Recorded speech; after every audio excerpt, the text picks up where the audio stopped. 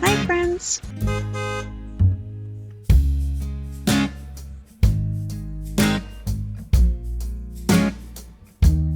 Repentigny is a city located in the Lanaudière region of Quebec. It is situated on the north shore of the St. Lawrence River, northeast of Montreal. Repentigny's history dates back to the 17th century when it was originally settled by French colonists. It was officially founded in 1670 and named after Jean-François de la Rochefoucauld de Roy, the Sieur de Repentigny, who was a French nobleman and military officer. Traditionally, Repentigny's economy was based on agriculture and farming.